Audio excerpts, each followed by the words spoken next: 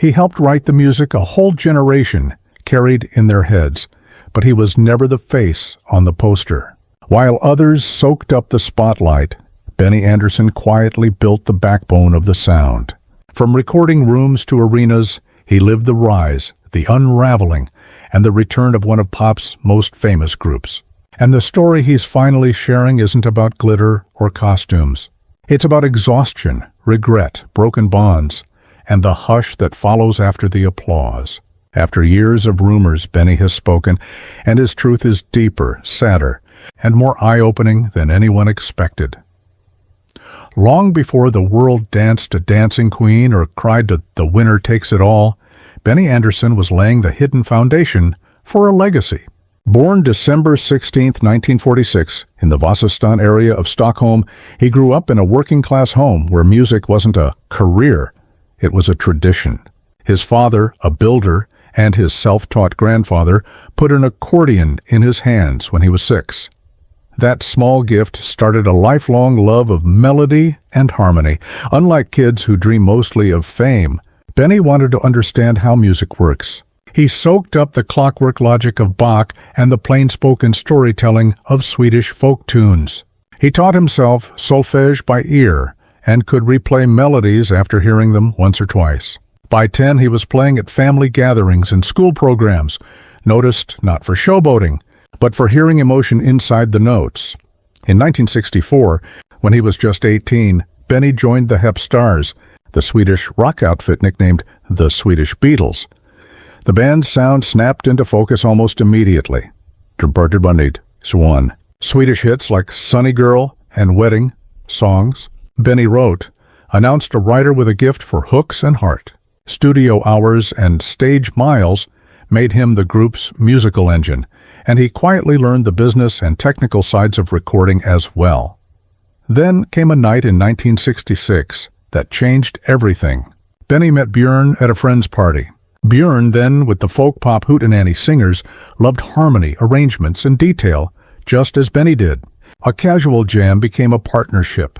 Over the next few years, they wrote together, tested structures, and pitched songs to other artists. The bond worked because they balanced perfectly. Benny, the emotion-first melodist. Björn, the sharp, clever lyricist. By the early 1970s, the partnership expanded to life. Benny and Björn were dating two remarkable singers, Agnetha Fältskog, a #1 Swedish soloist, and Annie Frida Lingstad, a jazz-turned-pop powerhouse. A group began to form under the mouthful Björn and Benny, Agnetha and Annie Frid. The name was awkward. The chemistry was electric. They tried Melodifestivalen and fell short in 1973. They returned in 1974 with Waterloo, won Eurovision, and became instant international stars. Shortly after, they chose a simpler name, ABBA, built from their initials. From that moment, Benny wasn't just a pop musician. He was a sound architect. He treated every track like a canvas, layering parts, braiding vocal harmonies, and experimenting with synthesizers before it was fashionable. In the studio, he was patient, perfection-minded, willing to spend days on a single harmony until it felt right. He didn't chase trends. He chased durability. While Agnetha and Frida dazzled in matching jumpsuits and Björn penned bittersweet lines, Benny shaped the emotional weather of ABBA's music. His signature blended brightness with depth, a distinctly Swedish melancholy hidden inside melody.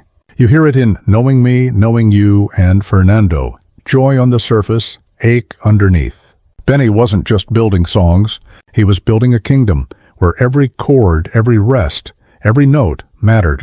The spotlight often landed elsewhere, yet the structure of ABBA's sound was, unmistakably, his. Through most of the 1970s, ABBA rode an unstoppable wave. Publicly, they soared. Privately, they frayed. The unraveling wasn't sudden. It was slow, like a house weathered by time. The first break came in 1979, when Björn and Agnetha divorced. The band stayed professional, working through Super Trooper, but the sessions grew heavier. 2 years later, Benny and Frida followed. Their bond, once described as fiery and deeply connected, had begun in 1969, long before ABBA, two people who met first in sound.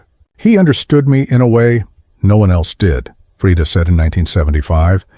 But studio brilliance didn't guarantee home life ease.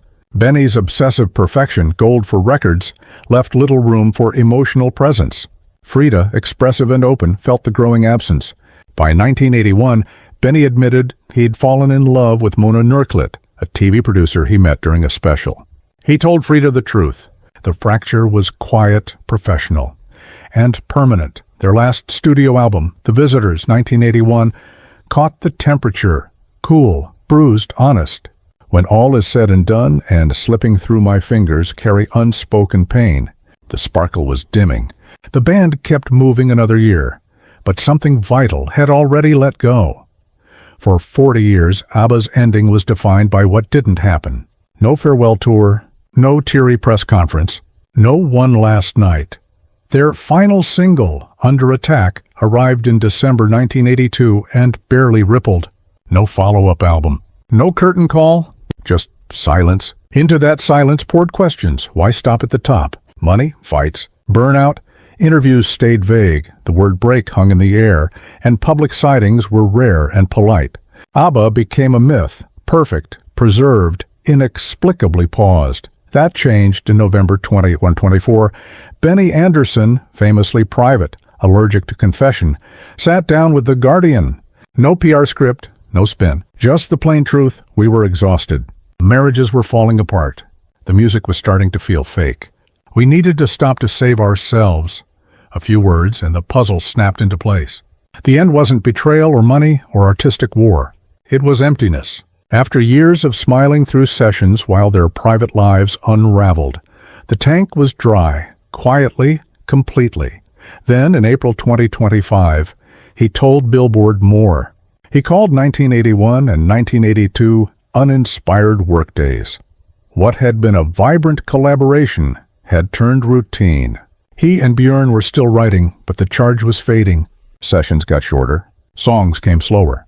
It wasn't sustainable anymore, Benny said. We couldn't go on pretending, not to others, not to ourselves. Listeners had felt this for years. Late-period singles like One of Us, Like an Angel Passing Through My Room, and The Day Before You Came don't just sound sad, they are sad. Benny's admission put a name to that ache. Exhaustion, emotional collapse, and the quiet necessity of walking away. No bitterness, no blame. Just the truth that the band had reached a natural conclusion. We had done what we could do, he said. There was nothing left in us to give together. After ABBA's quiet fade, Annie Frid entered a life no one predicted. In 1992, she married Prince Heinrich Rousseau-Royce of Plauen, joining European nobility and settling in Switzerland. The headlines were breathless. The reality, stricter and lonelier. Then came the deepest loss. In 1998, her daughter Anne-Lise Lotte died in a car accident in New York at 30. Grief silenced the singer who had once commanded stadiums, and yet it was Benny who reached out. Different lives, shared history. They didn't relive the glory. They remembered the people they'd been before it all. Two artists who knew exactly how and why the center had cracked. In 2018, the impossible happened. ABBA recorded 2 new songs. Shock turned to awe as the project expanded into ABBA Voyage. By 2021, Benny and Björn had written a full album under the same name, and Benny took command of production. But the live experience was the revolution. Digital avatars of the band's 1979 selves, performing with a 10-piece band in a purpose-built London arena. Since opening in May 2022, the show has sold over 1.3 million tickets, drawing fans from more than 140 countries. The avatars didn't just mimic, they moved audiences. True to form, Benny obsessed over the tiniest sound design detail, insisting on emotional truth and technical flawlessness. Most stunning of all, the band turned down a $1 billion offer to tour for real. They wouldn't chase their younger selves. They'd reinvent on their terms. The avatars, like Benny himself, didn't need to be seen to be felt. The music spoke, as it always had. Now at 78, Benny is done hiding behind perfect harmonies. In recent conversations, he has quietly unpacked decades of bottled feeling. Music, he admits, was his escape. He didn't know how to say the hard things, so he wrote them. I gave my best lines to songs, he said, not to the people who needed to hear them from me. That isn't coldness. It's fear. The same fear woven through every love song, every breakup ballad, every glossy hit that masked a bruised heart. In the end, that silence, not scandal, helped undo the band from within. Not drama, not betrayal, human fragility. The beauty is in the honesty. By finally speaking plainly, Benny has offered what ABBA never did at the time, closure. He's telling us it was never about perfection. It was always about survival. The songs didn't rescue them from pain. They helped them live with it. That's why the music lasts. These aren't pristine fantasies. They're the messy, complicated shards of four people trying to hold themselves together. And now, after all these years, the quiet man at the piano has finally let us in.